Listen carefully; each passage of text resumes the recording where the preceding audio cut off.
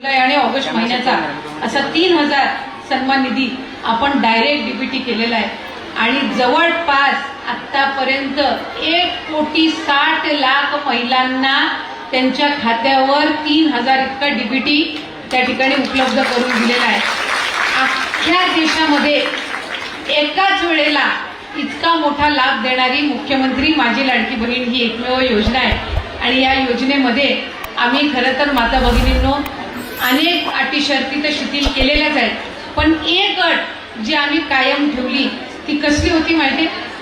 ती म्हणजे जी माझी लाभार्थी महिला असेल, जिच्या कुटुंबाचं उत्पन्न 2.5 लाखाच्या कमी असेल, आम्ही त्याच महिलेला या योजनेचा लाभ देणार जिचं स्वतःचं वैयक्तिक खातं ती उघडेल। म्हणजे खातं हे तिचं स्वतःचं वैयक्तिक असलं पाहिजे। बऱ्याचशा माझ्या माता भगिनी अशा आहेत ज्यांचं अकाउंट, ज्यांचं बँकचं खातं त्यांच्या मिस्टरांसोबत किंवा भावासोबत जॉईंट अकाउंट होतं। त्या आम्हाला सुरुवातीला विचारायच्या की ताई आमचं जॉईंट अकाउंट आहे, काय फरक पडतो, तुम्ही आमच्या जॉईंट अकाउंटवर डीबीटी करा। आम्ही म्हटलं नाही, मुख्यमंत्री महोदयांच्या, एकनाथजी शिंदे साहेबांच्या, फडणवीस साहेबांच्या, अजितदादांच्या, सर्व मंत्रिमंडळातील सहकाऱ्यांच्या, आमच्या सगळ्यांची ही इच्छा आहे की लाभ हा त्या महिलेच्या खात्यावरच गेला पाहिजे। अकाउंट जर जॉईंट असेल तर सकाळी तुम्हाला पैसे डीबीटी झाल्याचा मेसेज येईल, संध्याकाळी सगळ्या माझ्या माता भगिनी उत्सुक बँकेमधनं तो सन्मान निधी विड्रॉ करायला जातील। संध्याकाळी विड्रॉ करायला जाईपर्यंत जॉईंट अकाउंट मध्ये तो सन्मान निधी टिकेल काय? किती भरोसा आहे बघा। म्हणून आम्ही अट अशी ठेवली की त्या माता भगिनीचं स्वतःचं वैयक्तिक खातं असलं पाहिजे। तुम्ही मला सांगा, आता तुमच्यापैकी किती जणांना मुख्यमंत्री माझी लाडकी बहीणचा लाभ मिळाला? बहुतांशी सगळ्या, 99% महिला। आता जेव्हा तुम्हाला पहिला मेसेज आला की तुमच्या खात्यामध्ये 3000 डीबीटी झाले, तुम्हाला आनंद झाला नक्की? आता हेच जर जॉईंट अकाउंटवर गेला असता,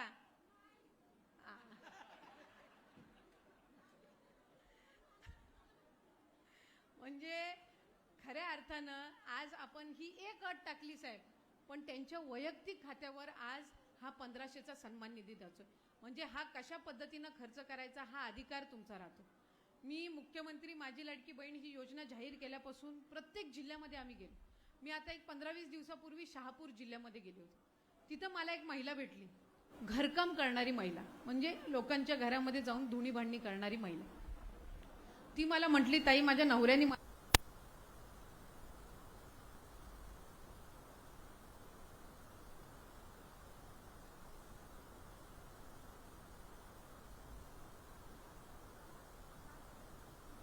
प्रत्येक घरातून 800-900 असे मिळतात, जेमतेम 3,500-4,000 हजार माझ्या हातात येतात। त्यातून घर खर्च करून मी त्या मुलाची शिक्षणाची फी भरत होती। मला झेपत नव्हतं म्हणून मुलीला मी शाळेतून काढलं। तुमची दर महिन्याची ही 1500ची योजना आली, मी माझ्या मुलीचं नाव परत शाळेत नोंदवते। हा फरक आहे या सन्मान निधीचा। ज्याच्याकडे सगळं आहे ना त्याला या गोष्टीची जाणीव नसते, पण ज्याच्याकडे नाहीये त्याला कळतं की आपण 1500 मध्ये काय करू शकतो। माझा मतदारसंघामध्ये एक तळ्यासारखा छोटा तालुका आहे, छोटी छोटी गावं आहेत, तिथे एकच बाजारपेठ आहे। मी त्या दिवशी त्या बाजारपेठमध्ये गणपती सार्वजनिक उत्सव मंडळाला भेट द्यायला गेली। मला त्या बाजारपेठमधले सगळे व्यापारी येऊन म्हटले, ताई आम्ही आभारी आहोत की तुम्ही ही मुख्यमंत्री माझी लाडकी बहीण योजना आणली। मी म्हणलं, अरे हे तर सर्व पुरुष आहेत, कदाचित घरातल्या त्यांच्या बायकांनी त्रास द्यायचा कमी केला असेल म्हणून हे आभार मानायला आलेत की काय?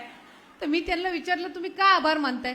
ते मला म्हटले, ताई तळ्यासारख्या छोट्या तालुक्यात दर महिन्याला 11 लाख निधी येतोय, कारण तिथं 7,500 लाभार्थी आहेत, म्हणजे दर महिन्याला 1500 येत आहेत, जवळपास 11-11.25 लाख निधी हा तळ्यासारख्या छोट्या तालुक्यामध्ये पडतोय। आणि जसे 1500 यांच्या अकाउंटला डीबीटी झाले, दुसऱ्या दिवशी या सगळ्या मार्केटमध्ये खरेदीला होत्या। म्हणजे आपोआपच मार्केटमधली वर्दळ वाढली। म्हणजे कशा पद्धतीनं आर्थिक चक्र फिरतं हे यातून आपल्याला निश्चितपणाने लक्षात येतं।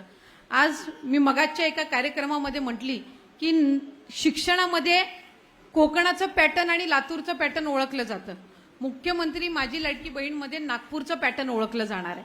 याचं कारण तुम्हाला सांगते, आज नागपूर शहरातील जिल्ह्यातील 3000 महिलांनी मुख्यमंत्री माझी लाडकी बहीण या योजनेचा जो लाभ मिळतो त्याच्यातून त्यांनी सोसायटी तयार केलेली आहे, म्हणजे कोऑपरेटिव्ह सोसायटी केली आहे। आणि 1500 त्यांच्या अकाउंटला जातात. याच्यापैकी दर महिन्याला 1000 ते या सोसायटी कॉर्पोरेटिव्ह सोसायटीमध्ये ठेवणार, म्हणजे 3000चं 30 लाख भांडवल, आणि त्यातून त्या बचत गटांना कर्ज देऊन ते व्यवसाय सुरू करतायत.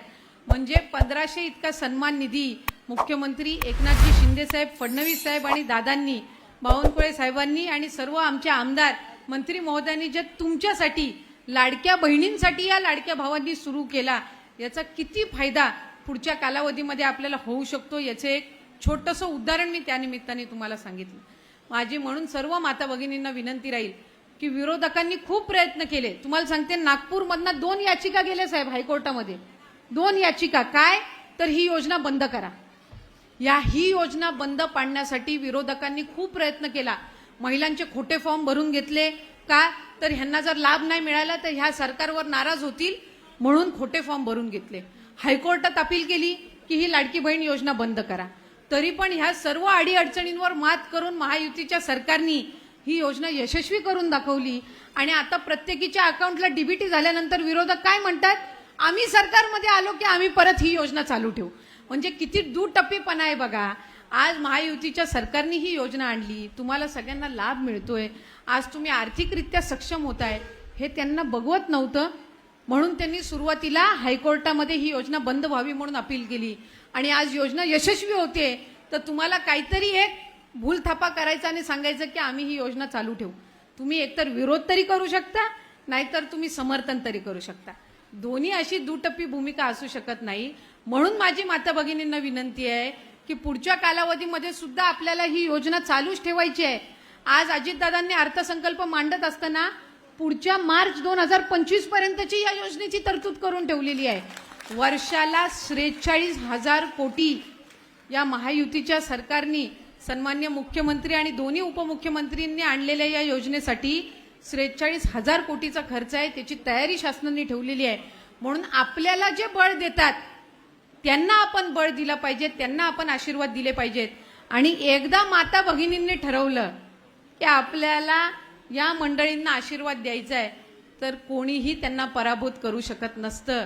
आज महालक्ष्मीच्या आपल्या चरणी आपण प्रार्थना करत असतो की तिने आपल्या कुटुंबाला सुरक्षित ठेवावं. तुम्ही सगळे तिच्या रूप आहात. त्याच्यामुळे तुमच्या हातात आहे की कशा पद्धतीनं आपल्याला सक्षम ठेवणाऱ्या आपल्या भावांना पुढच्या कालावधीमध्ये बळ द्यायचं. माझ्या माता भगिनींना माझी विनंती राहील की या योजनेचा लाभ आपल्याला अधिकाधिक घ्यायचा आहे, पुढे सुद्धा घ्यायचा आहे. आम्ही सप्टेंबर महिन्याचा लाभ या महिन्याच्या अखेरच्या आधी तुमच्या अकाउंटला डीबीटी करणार आहोत. याचाही उल्लेख मी आज या कार्यक्रमाच्या निमित्ताने या ठिकाणी करते. पुढच्या कालावधीमध्येही रजिस्ट्रेशन सुरू राहणार आहे. आणखीन ज्या माता भगिनींनी रजिस्ट्रेशन केलं नसेल त्यांना सप्टेंबरच्या अखेरपर्यंत मुदत आहे. त्याच्यामुळे अधिकाधिक या योजनेचा लाभ घेण्याच्या दृष्टिकोनातून रजिस्ट्रेशन करा. आणखीन कोणाचे अकाउंट आधार कार्ड आणि बँक लिंक झालेलं नसेल तर ते सुद्धा तुम्ही लवकरात लवकर करून घ्या.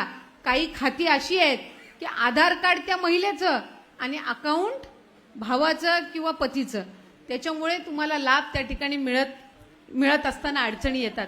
त्याच्यामुळे ज्या माता भगिनीचं आधार कार्ड आहे तिचंच अकाउंट त्या आधार कार्डला लिंक असलं पाहिजे.